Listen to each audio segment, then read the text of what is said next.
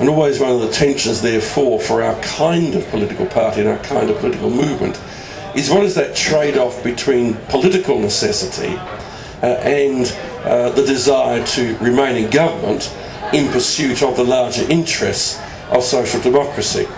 Now, that's not an unusual ethical quandary or conundrum. It's one which we all face in some form or another many times in our individual lives, those kinds of trade-offs at the boundaries of ethical decision-making. And one can always differ quite properly around what individual decisions that boundary ought to be. But I think it's important to recognise that that boundary is an inevitability of living in a democratic society. The difference between social democracy and some other forms of socialism is the word democracy in that equation. And that provides both a context and a limiting factor to some extent about what it is that one might do. I came into this party out of a background which naturally led me to a concern with the sort of twin issues of opportunity and security, which also lie at the heart of the social democratic ideal. Just a brief bit of biography.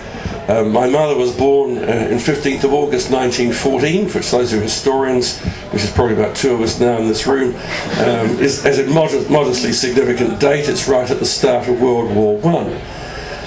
My grandfather, her father, was captured in the first battle the British Army fought in World War I, the Battle of Mons, which turned out to be a reasonably good career move actually, because if he'd actually tried to fight all his way through World War I, the chances are he wouldn't have got to the end of it. The German prisoner of war camp was a safer place to be for most of World War I than actually being in the front line of the British Army. But for 6 months it wasn't known whether he was dead or captured. So for the first 6 months of my mother's life, she was living in a household where my grandmother didn't know whether she was a widow, whether someday my grandfather would reappear. For a working class household, that's a fairly scary prospect in the early years of the 20th century. When I was born, my mother was suspected of having TB, which is why I used to be able to go along to the Home Birth Association and proudly claim that I was a home birth, simply because my mother wasn't allowed to be in hospital at the time that I was born. I didn't tell them that bit of it. It was, early days in politics, so you tell that part of the truth which is necessary for political purposes, rather than all the truth in that case. So certainly a certain level of insecurity and tension around all of that. And a working class family doing the classic 20th century thing of working its way up from one level of the working class to another into the middle class. And to me, as I joined the middle class at the age of 2 days short of 13, which is an unusual thing to do by winning a scholarship to a certain private school in Christchurch. But the lesson I draw out of all of that is that opportunity and security are twin bases for a social democratic movement. We sometimes forget the opportunity bit. If we emphasise security too much, then we can constrain opportunity so much that we lose touch with people's desire for opportunity, for self-advancement and for group advancement. If we emphasise opportunity alone, then we'll almost certainly forget the importance of security, the importance of that base on which people can in fact try and fly, try and take chances, see how they go, adopt new careers, retrain, move on in the world, and live in this ever-changing world in a way in which they can seek some kind of fulfilment and some kind of... We lose sight of that particular element, then we don't have, in my view, any completely certain ground on which to rest. And at the end of the day, that's not a demonstrable truth.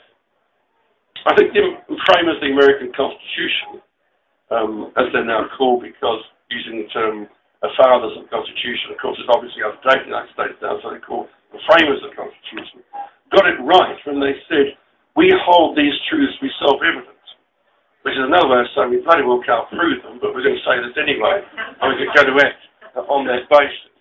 And I think we hold certain truths to be self-evident. Not so much life, liberty, and I think the first example of democratic recent words in modern history, the pursuit of happiness. No, not life, liberty and happiness, but life, liberty and the pursuit of happiness. I thought that was a very clever phrase, eulogy worthy of any number of manifestos I've had a role in trying to write in the past. But holding those truths to be self-evident. I think, hold certain truths to be self-evident. And the one I hold to be self-evident, therefore, is that one about innate equality. You can't prove that. You either believe that it's so, or you don't believe that it's so.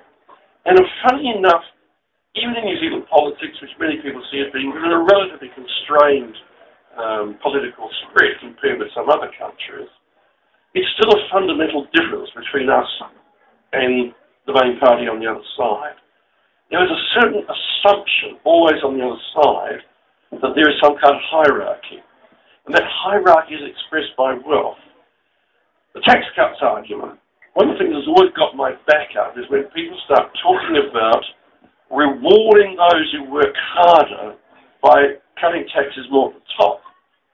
And it looks great, particularly when it's being reported upon by people who tend to be on reasonably high incomes. But when you dig into it, what it's saying is those who earn more are those who necessarily work harder and try more and therefore deserve more. As if people who are on low incomes don't work hard. Now, I know lots of people on high incomes who don't work very hard. Some of them called MPs. None of ours, of course, but there's certain other parties. I know a lot of people who don't earn very much who work extremely hard. Who deserves more in that equation? And I don't think you can give an answer which says it all goes to the other end in that respect. And we don't start from that fundamental principle. And again, you see how that fundamental principle starts driving certain policy conclusions. And on that note, I'll then leave it to you to ask questions and make comments. Thank you.